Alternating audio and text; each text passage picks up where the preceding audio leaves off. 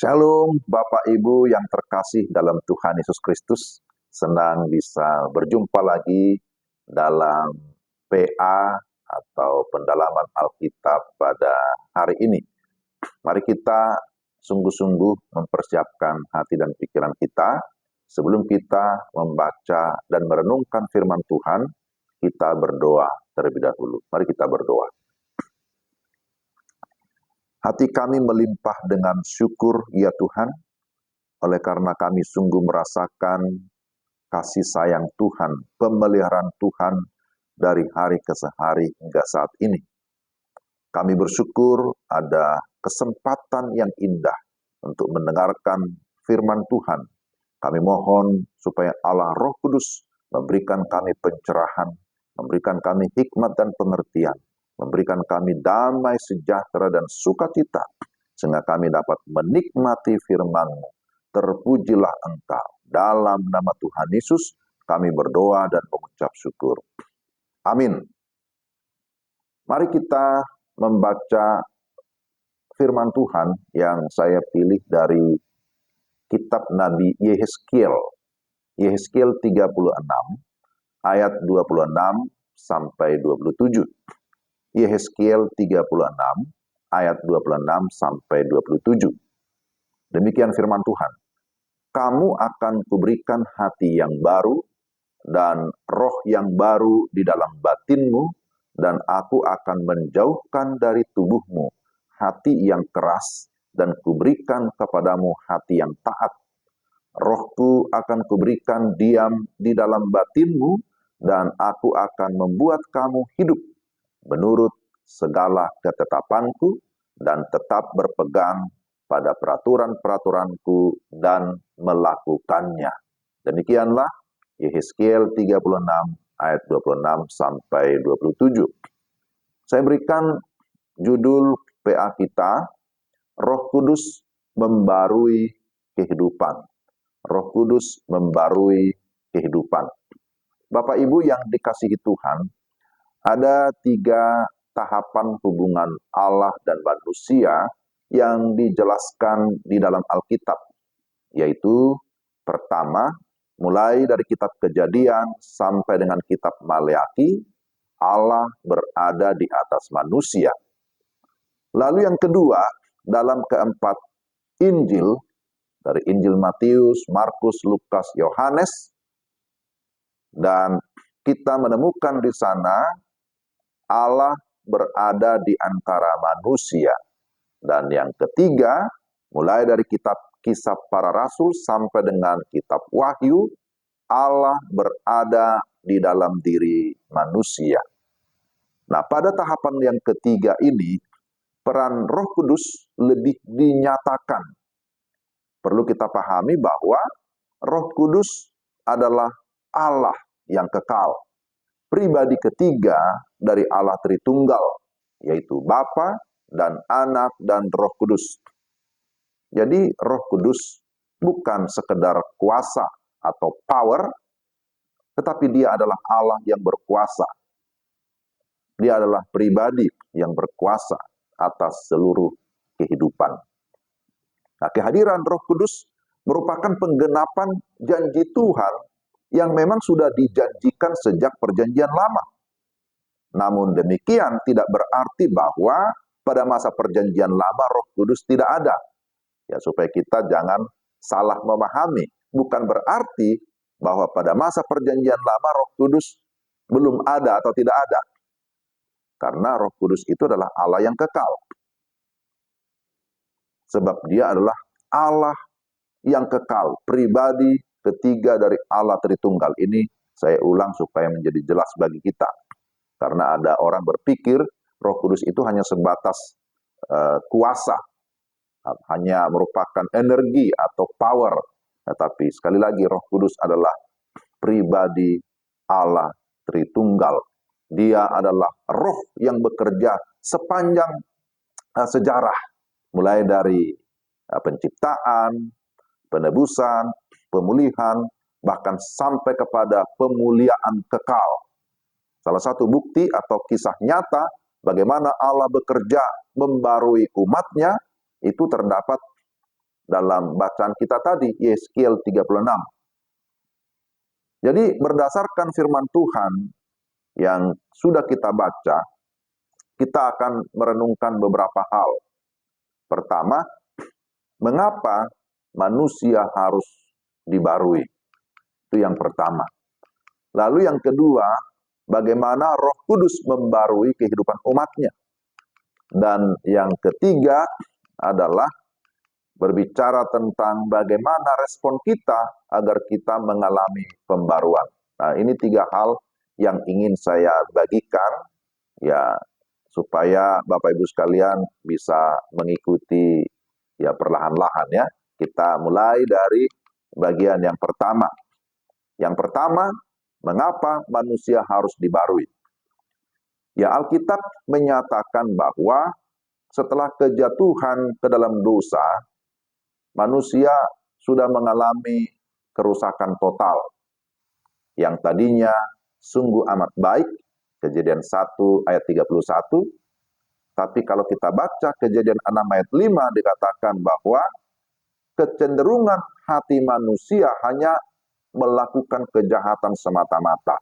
Sudah mengalami kerusakan total. Bahkan sudah mengalami kematian secara rohani. Sebagaimana kalau kita baca dalam Efesus 2 ayat 1 ya, dikatakan kamu dahulu sudah mati karena pelanggaran dan dosa-dosamu. Namun demikian, Bapak Ibu, bahwa Allah tidak tinggal diam dan membiarkan manusia terhilang begitu saja. Karena kita tidak memiliki konsep pemahaman tentang deisme. Deisme itu adalah satu paham atau keyakinan bahwa memang Allah menciptakan segala sesuatu, tapi setelah itu Allah itu meninggalkan ciptaan. Allah membiarkan ciptaan.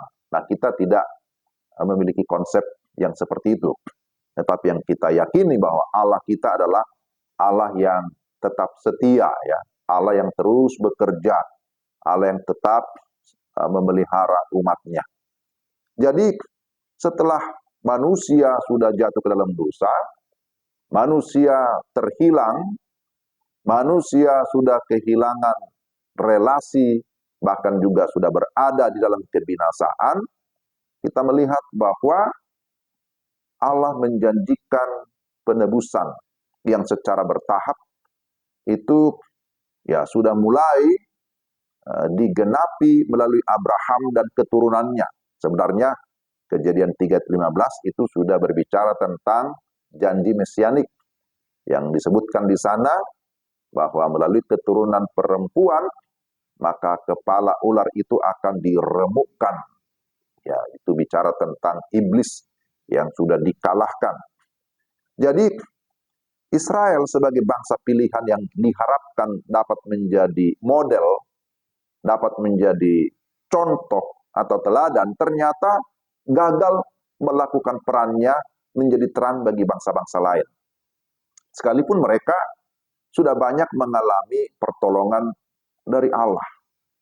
Nabi Yeskiel diutus melayani orang Israel sekitar tahun 593 sampai dengan 570 sebelum Masehi. Yang pada saat itu mayoritas penduduk Israel berada dalam pembuangan atau penawanan di Babilonia, di Babel. Nah, pada masa Yeskiel melayani, kondisi orang Israel sedang mengalami kemerosotan ataupun degradasi iman. Mereka berada dalam krisis spiritualitas. Mereka disebut sebagai pemberontak. Mereka memberontak kepada Allah. Mereka disebut keras kepala, tegar hati. Ya, kalau kita baca dalam Yeskiel pasal 2 ayat 3 sampai 4. Ya, saya bacakan ya, dikatakan begini. Firman-Nya kepadaku, hai anak manusia, aku mengutus engkau kepada orang Israel, kepada bangsa pemberontak yang telah memberontak melawan aku, melawan Allah. Ya. Mereka dan nenek moyang mereka telah mendurhaka terhadap aku sampai hari ini juga. Kepada keturunan inilah yang keras kepala dan tegar hati, aku mengutus engkau. Dan harus kau katakan kepada mereka, beginilah firman Allah. Saudara, Bapak Ibu yang dikasihi Tuhan, Mereka berpaling dari Allah yang hidup dengan menyembah berhala-berhala yang mati. Yehezkiel 8 ayat 12 sampai 14, firman-Nya kepadaku, kau lihatkah, hai anak manusia, apa yang dilakukan oleh tua-tua kaum Israel di dalam kegelapan, masing-masing di dalam kamar tempat ukiran-ukiran mereka? Sebab mereka berkata, Tuhan tidak melihat kita, Tuhan sudah meninggalkan tanah ini. Ditambahkannya lagi, engkau masih akan melihat perbuatan-perbuatan kekejian yang lebih besar lagi yang mereka lakukan. Lalu di bawahnya, aku dekat pintu gerbang rumah Tuhan yang di sebelah utara. Sungguh, di sana ada perempuan-perempuan yang menangisi dewa Tamus. Jadi kita lihat di sini bahwa hati umat Tuhan benar-benar menjauh dari Allah. Mereka tidak lagi menghormati Tuhan. Di dalam Yehezkiel 35 ayat 12 sampai 13, dan engkau akan mengetahui bahwa aku Tuhan mendengar segala penistaanmu yang kau ucapkan melawan gunung-gunung Israel yang demikian. Gunung-gunung itu sudah menjadi sunyi, sepi, dan diserahkan kepada kita menjadi makanan kita. Dengan demikian kamu membesarkan dirimu terhadap aku di dalam ucapanmu.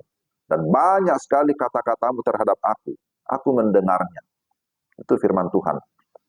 Jadi kita lihat di sini bahwa bangsa Israel sungguh-sungguh memberontak kepada Allah. Menjauh dari Tuhan.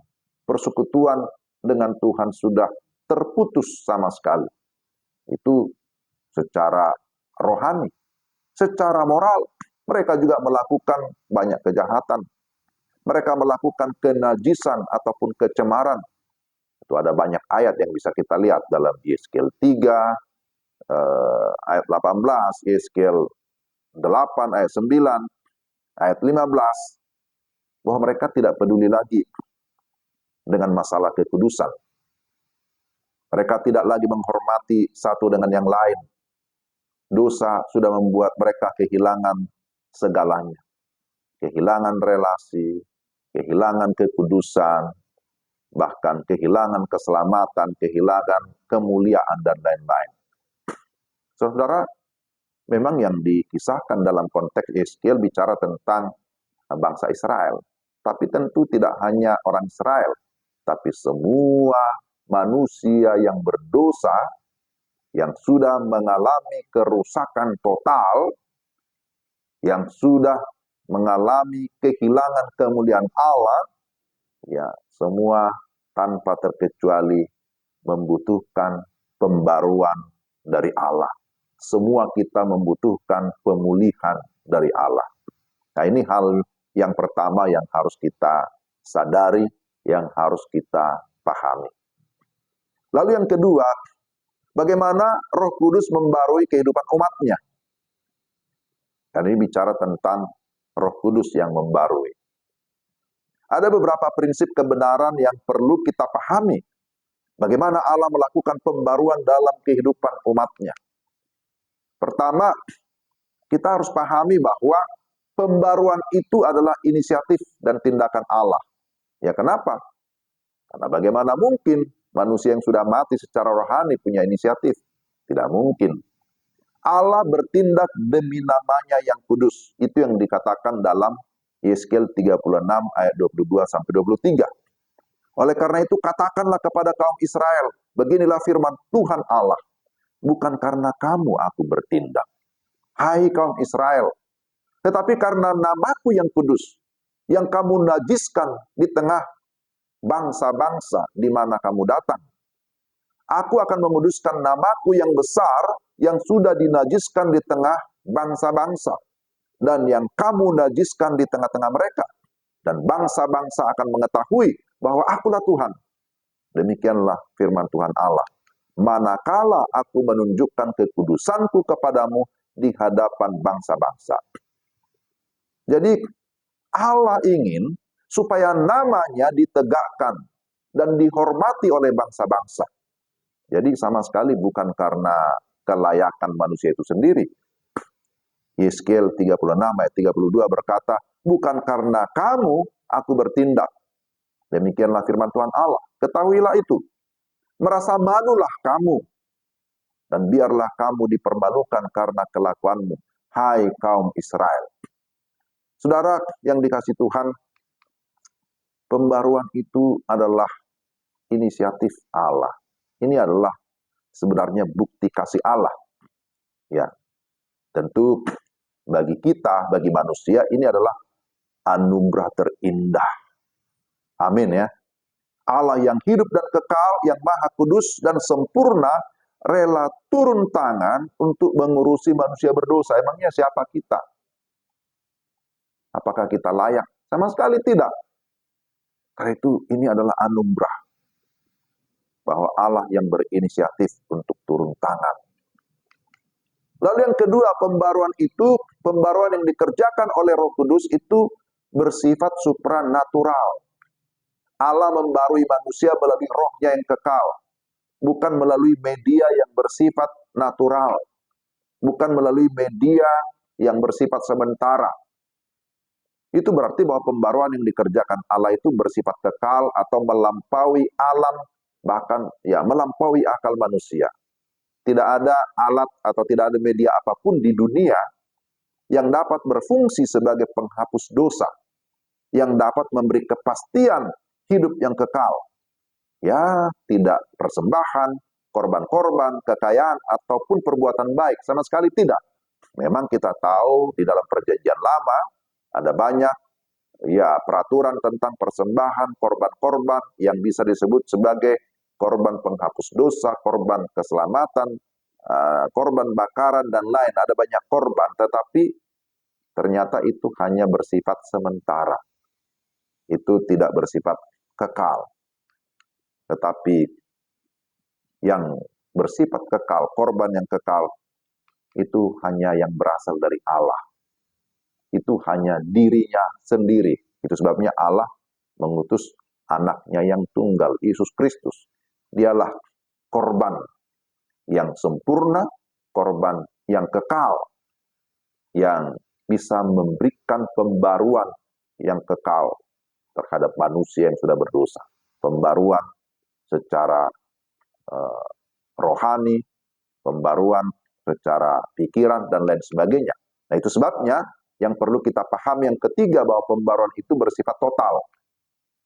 Pembaruan yang dikerjakan oleh Roh Kudus adalah pembaruan yang bersifat total atau menyeluruh. Pembaruan total memang diperlukan. Karena apa? Ya karena manusia kan sudah mengalami kerusakan total. Ya total artinya menyeluruh, yakni mencakup seluruh aspek kehidupan manusia. Ya, pembaruan yang dikerjakan oleh Roh Kudus dalam hidup kita bersifat total. Pertama, secara rohani. Allah membarui manusia dari dalam batin dengan memberi hati dan roh yang baru. Yohanes 36 ayat 26. Kamu akan kuberikan hati yang baru dan roh yang baru di dalam batinmu, dan aku akan menjauhkan dari tubuhmu hati yang keras dan kuberikan kepadamu hati yang taat. Nah, ini kalau kita bandingkan dengan perjanjian baru, khususnya Yohanes pasal 3 ayat 3, ini kan bicara tentang kelahiran kembali ya, bahwa secara rohani bahwa kita sudah dibaharui, ya, dilahirkan kembali, dan itu karya Roh Kudus. Dalam 2 Korintus 5 ayat 17 dikatakan, kamu menjadi ciptaan baru. Jadi kita betul-betul diperbarui secara total, menjadi ciptaan yang baru. Manusia yang sudah mati secara rohani memang membutuhkan kehidupan yang baru. Kehidupan yang baru secara rohani, itulah yang menjadikan seseorang dapat kembali membangun relasi pribadi atau persekutuan dengan Allah. Maka dalam ayat 28 dikatakan, kamu akan menjadi umatku dan aku akan menjadi Allahmu. Jadi hubungan dengan Allah dibarui atau dipulihkan sehingga di sana ada damai sejahtera, ada sukacita. Nah, ini luar biasa. Lalu pembaruan secara akal budi atau pikiran. Melalui pembaruan Roh Kudus, orang yang sudah memiliki hati yang baru juga akan memiliki perspektif atau cara pandang yang baru. Ya, sebab dikatakan, kamu akan kuberikan hati yang baru. Saudara, hati merupakan pusat kehidupan yang memengaruhi tindakan seseorang. Ketika seseorang percaya kepada Yesus Kristus, Roh Kudus akan berdiam di dalam dirinya.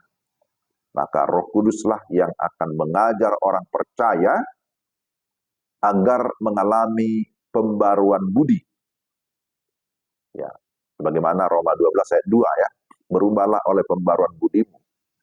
Sehingga tidak lagi serupa dengan dunia ini, tetapi dapat membedakan mana kehendak Allah, apa yang baik, yang berkenan kepada Allah dan yang sempurna.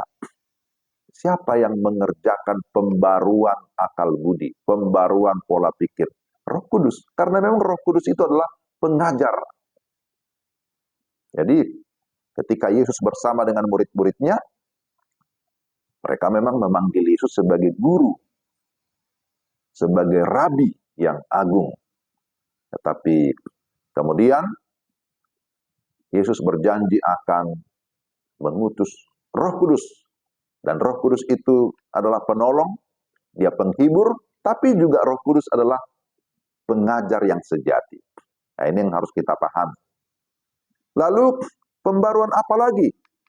Ada pembaruan secara rohani, pembaruan secara akal budi ataupun pikiran, pembaruan secara moral. Ya, pembaruan secara moral. Ketika Allah membarui seseorang, maka orang itu mengalami yang namanya pentahiran atau pengudusan dari dosa. Sebagaimana ayat 25. Nah, sebagai akibat dari pembaruan, ya, pembaruan dari dalam keluar gitu ya, inside out. Maka orang percaya akan hidup dalam ketaatan akan firman. Ya. Sebagaimana ayat 26 tadi ya. Ya. Ketaatan akan firman. Di sana dikatakan, ya, aku akan menjauhkan dari tubuhmu hati yang keras dan kuberikan kepadamu hati yang taat. Ya. Taat akan firman. Orang tersebut tidak lagi dikuasai dosa. Sudah terlepas dari kenajisan dan dari segala berhala. Ya, tentu gaya hidup ya harus mengalami perubahan. Tutur kata, sikap, karakter, perbuatan memang harus sesuai dengan kebenaran firman Tuhan. Ya, memang seharusnya rumusnya begitu ya. Orang yang sudah dibaharui oleh Roh Kudus, artinya secara rohani, sudah mengalami kelahiran kembali melalui iman, percaya kepada Yesus Kristus, menerima dia dalam hati, lalu kemudian pikirannya dibaharui, sehingga memiliki pengetahuan akan kebenaran, dan setelah itu, pengetahuan akan kebenaran, itu harus juga berpengaruh kepada yang namanya moral, ataupun etika, ataupun karakter. Jadi, harusnya begitu. Orang yang semakin mengerti kebenaran, maka dia juga akan memiliki pola hidup atau kehidupan moral, etika, karakter yang mengikuti kebenaran. Jadi, ya saya tidak percaya kalau orang berkata, saya sudah banyak belajar kebenaran, saya mengerti firman Tuhan, tapi karakternya tidak sesuai. Itu nggak bisa. Itu tidak berbanding lurus. Tapi orang yang semakin banyak mendalami Alkitab, semakin banyak belajar firman Tuhan, maka itu akan tercermin di dalam kehidupan moralitasnya, dalam sikapnya, dalam karakternya, dalam perbuatannya yang sungguh-sungguh boleh mencerminkan karakter Kristus, mencerminkan kemuliaan Tuhan. Maka sebagai dampaknya, maka relasi secara sosial pun itu juga turut mengalami pembaruan. Karena dia bisa menjadi contoh, bisa menjadi berkat bagi orang lain. Dia mampu menempatkan dirinya di dalam komunitas di mana dia berada. Karena dia sudah tahu kebenaran. Nah, dalam konteks bangsa Israel, dikatakan bahwa Tuhan mengumpulkan mereka kembali menjadi satu kesatuan dalam ayat 24. Sehingga mereka dapat membangun persekutuan kembali. Tetapi juga yang berikutnya bahwa mereka juga mengalami pembaruan secara jasmani, atau bisa dikatakan pembaruan secara ekonomi juga. Allah memberkati segala usaha ataupun pekerjaan sehingga mereka hidup dalam kecukupan. Itu bisa kita lihat dalam ayat 29 sampai 30. Bahkan Tuhan berjanji akan membangun kembali kota-kota mereka yang sudah runtuh di dalam ayat 33 sampai 36. Jadi ini sesuatu yang luar biasa, bahwa Allah membarui kehidupan umatnya secara total. Allah mengerjakan semuanya secara total. Kalau Tuhan bekerja tidak setengah-setengah ya, tidak separuh-separuh. Dia mengerjakan secara total, dia mengerjakan secara sempurna. Pembaruan yang dikerjakan Tuhan dalam hidup kita juga adalah pembaruan yang sempurna. Amin. Yang ketiga, yang terakhir. Biasanya dengar yang terakhir sudah mulai agak lega ya. Bagaimana respon kita agar kita mengalami pembaruan? Ini penting, bicara tentang respon ya. Bahwa ada firman itu bukan hanya untuk kita dengar, lalu setelah itu lewat. Tapi membutuhkan respon. Bagaimana respon kita agar kita mengalami pembaruan? Ya, dengan memahami kebenaran Allah, dengan memahami firman Allah yang agung, yang berotoritas, serta karyanya yang ajaib. Dari tadi kita sudah mendengarkan ya bagaimana karya Tuhan yang ajaib yang dikerjakan di tengah-tengah umatnya Israel. Ya, sanggup mengubah, membarui kehidupan mereka. Ya, sanggup juga mengubah kehidupan saya, kehidupan kita. Maka yang pertama-tama ya, saya mengajak kita sekalian ya mengucap syukur ya. Mengucap syukur untuk segala anugerahnya. Mengucap syukur kita bisa mendengar firman, kita bisa belajar firman. Mengucap syukur kita bisa memahami bahwa ternyata Roh Kudus adalah pemberian terbaik yang harus kita syukuri. Roh Kudus adalah pemberian terbaik yang harus kita syukuri. Karena melalui Roh Kudus kita dapat mengenal Allah dengan jelas. Bahwa Roh Kudus itu tinggal berdiam di dalam kita. Dan Roh Kudus itu mengarahkan hidup kita, memimpin kita, menghibur kita, mengajar kita, dan menuntun seluruh hidup kita agar selaras dengan tujuan Allah. Jadi bersyukur kita memiliki Roh Kudus. Ya. Dan yang kedua, ya kita harus tetap di dalam iman ya, sungguh-sungguh percaya dan terima Yesus sebagai Tuhan dan Juru Selamat. Memang ini sebenarnya menjadi kunci utama bagaimana kita bisa mengalami Roh Kudus, harus dimulai dengan adanya pertobatan yang sungguh-sungguh. Percaya dan terima Yesus sebagai Tuhan dan Juru Selamat. Lalu kita ya sungguh-sungguh mau memberi diri dipimpin oleh Roh Kudus. Sekali lagi bahwa Roh Kudus itu adalah roh pembaru. Dia adalah penolong. Dia adalah pengajar yang melengkapi kita. Ya, sehingga kita bisa melayani Allah. Roh Kudus memberikan kita kuasa, memberikan dunamos, memberikan kita juga karunia-karunia pelayanan, karunia rohani, agar kita bisa melayani dengan efektif. Roh Kudus juga membentuk hati kita, agar kita terus-menerus ya diperbarui hari demi hari semakin menyerupai Kristus. Ya. Jadi bagaimana caranya supaya kita bisa mengalami pembaruan? Ya kita memang harus memberi diri dipimpin, dikuasai oleh Roh Kudus. Kalau tidak, maka sebaliknya ya sifat kedagingan kita akan memimpin kita. Ya, kalau sifat-sifat manusia lama kedagingan yang memimpin, maka yang muncul pasti kedengkian, percideraan, iri hati, amarah, dendam, dan seterusnya, dan sejenisnya. Masih banyak lagi. Tapi kalau kita memberi diri dipimpin oleh Roh Kudus, dikuasai Roh Kudus, maka yang tentu produk yang keluar itu adalah buah Roh Kudus. Ya, buah Roh Kudus. Ada kasih, sukacita, damai sejahtera, dan lain sebagainya. Dan respon kita yang berikutnya, yang ketiga adalah tetaplah setia dan taat kepada perintah atau ketetapan Tuhan. Kesetiaan kita membuat kita tidak menduakan Tuhan, tidak lagi membelakangi Tuhan, tidak lagi menjauh dari Tuhan. Dan ketaatan pada perintahnya itu membuat kita tidak mendukakan hati Tuhan. Kita menjadi pribadi yang bertanggung jawab dalam mengerjakan keselamatan yang Tuhan sudah berikan kepada kita. Ya. Kita harus mengerjakan keselamatan, to work out dengan penuh ketaatan. Karena apa? Karena Allah sudah lebih dahulu bekerja di dalam kita, work in, menurut kerelaannya.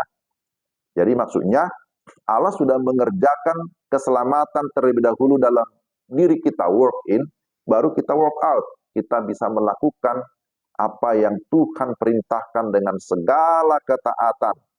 Terutama di sini dikatakan dalam memberitakan berita keselamatan. Ya, Tuhan menghendaki supaya Bapak, Ibu, dan saya, kita semua bekerja bagi Tuhan. Kita dipakai sebagai agen pembaruan, agent of change, ya. Kita dipakai sebagai alat keselamatan. Dan saya percaya ketika kita melakukannya, ya Roh Kudus juga terus bekerja ya untuk meneguhkan iman kita, untuk terus melengkapi kita dan memakai kita untuk berbuah bagi kemuliaan Tuhan. Yang paling terakhir, ya sebagai kesimpulan dan aplikasi, Roh Kudus adalah Allah yang hidup dan berkuasa dalam kehidupan kita. Dalam kasih dan anugerahnya, setiap orang yang sungguh-sungguh percaya dan menerima Yesus sebagai Tuhan dan Juru Selamat, maka Roh Kudus pasti, saya katakan pasti, berdiam atau tinggal di dalam hidup orang percaya. Dialah yang melahirbarukan kita secara rohani. Dia yang membarui seluruh aspek kehidupan kita, sehingga kita menjadi baru dengan sifat-sifat yang baru. Bagian kita adalah terus-menerus memberi diri dipimpin oleh Roh Kudus. Kita rindu agar kehidupan kita bertumbuh dan menghasilkan buah bagi Tuhan. Amin. Kita dipakai sebagai agen misi Allah atau agen pembaruan dimanapun kita berada. Sehingga kehidupan kita menunjukkan kualifikasi yang mampu menggarami dan menerangi dunia dimanapun kita berada. Kehidupan yang dibarui ya, adalah kehidupan yang tidak lagi berpusat kepada diri sendiri. Tidak lagi berpikir secara lokal, tetapi harus bergerak kepada bangsa-bangsa, bersifat global. Ini juga kita bisa pelajari ketika kita membaca Kisah Para Rasul 2 ya, di hari pencurahan Roh Kudus. Kita tidak sedang membahas itu, tapi saya singgung bahwa peran Roh Kudus atau Roh Kudus membarui setiap orang percaya supaya tidak lagi hanya memikirkan dirinya, tidak hanya berpikir secara lokal ataupun gereja lokal kalau itu dalam konteks gereja, tapi bergerak untuk menjalankan misi yang bersifat global sampai ke suku-suku bangsa yang belum terjangkau di muka bumi ini. Bapak Ibu yang terkasih dalam Tuhan, itulah ciri dan cara kerja Roh Kudus. Misi pembaruan harus sampai kepada segala bangsa. Melalui siapa? Melalui kita anak-anaknya. Melalui Bapak, Ibu, dan saya. Kita punya PR, kita punya tanggung jawab. Tapi ini adalah privilege sesungguhnya. Kalau kita diberikan keselamatan, kita diberikan kepercayaan untuk menjadi alat keselamatan, itu adalah sesuatu yang sangat mulia. Maka berbahagialah kita ketika kita sudah dibarui dan kita terus dipakai menjadi alat misi Tuhan dimanapun kita berada. Tuhan memberkati Bapak Ibu sekalian, dan Tuhan memberikan kita kemampuan untuk dapat melakukan firman-Nya. Mari kita sama-sama berdoa, bersyukur untuk firman Tuhan, lalu kita juga berdoa untuk bangsa dan negara kita, berdoa untuk pemerintah kita, berdoa juga untuk pekerjaan misi di muka bumi ini. Kita satu dalam doa. Bapa di sorga, dalam nama Tuhan Yesus kami mengucap syukur, ada kesempatan bagi kami untuk belajar kebenaran firman Tuhan. Secara khusus hari ini kami belajar dari kitab Yehezkiel tentang Roh Kudus yang memberi pembaruan, yang sudah membarui kami secara total. Terima kasih untuk firman. Kiranya Roh Kudus terus menuntun kami, mengajar kami, memampukan kami untuk kami dapat menerapkan, melakukan firman-Mu dalam hidup kami tiap-tiap hari. Bapa di sorga, saat ini kami berdoa untuk bangsa dan negara kami, Indonesia. Kami bersyukur Engkau terus menjaga, memelihara bangsa ini supaya tetap aman sampai dengan saat ini. Pemerintah kami tetap dapat menjalankan tugasnya. Berkatilah ya Tuhan, pemerintahan Jokowi bersama dengan semua kabinet, bahkan pemerintah dari pusat sampai daerah, Tuhan juga menolong, Tuhan memberkati. Dalam masa transisi kepada pemerintahan yang baru yang akan datang, kiranya Tuhan terus menolong, supaya tetap kondusif, semua tetap berjalan dengan baik, sehingga segi-segi pembangunan itu tidak akan terhambat, tidak akan terhalang, tapi tetap dapat berjalan menuju Indonesia maju. Bapa di sorga, kami berdoa menyerahkan dalam tangan-Mu untuk semua anggota PA Del. Tuhan memberkati keluarga demi keluarga, pribadi lepas pribadi. Tuhan berkati mereka dalam segala pergumulan, dalam usaha, dalam pekerjaan. Tuhan membuat berhasil. Tuhan juga memberikan kekuatan dan kesehatan. Tuhan terus memberikan semangat untuk terus belajar firman, terus melakukan apa yang Tuhan kehendaki.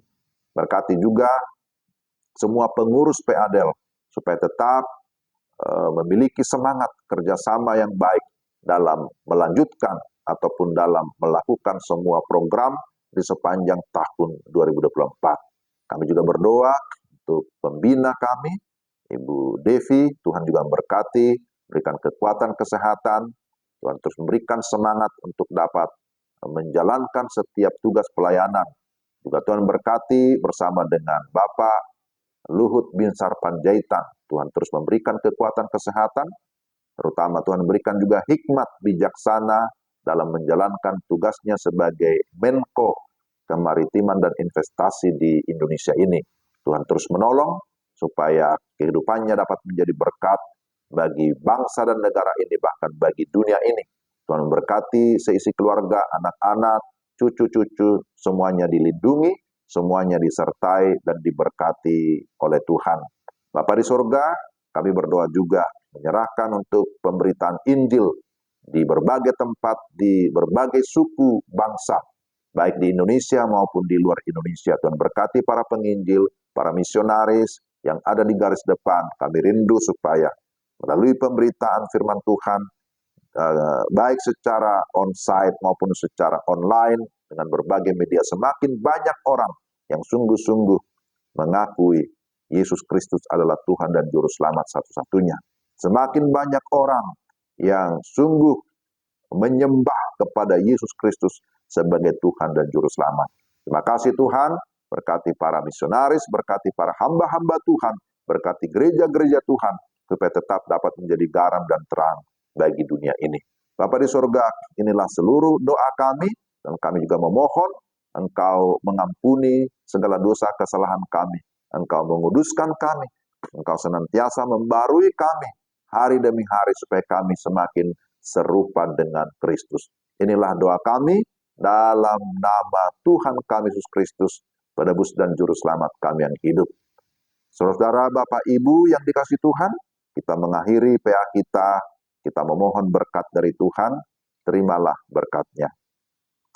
kasih karunia dari Tuhan Yesus Kristus, kasih Allah Bapa yang kekal, serta persekutuan di dalam Roh Kudus, terus menyertai dan memberkati kita sekalian, mulai dari saat ini sampai selama-lamanya.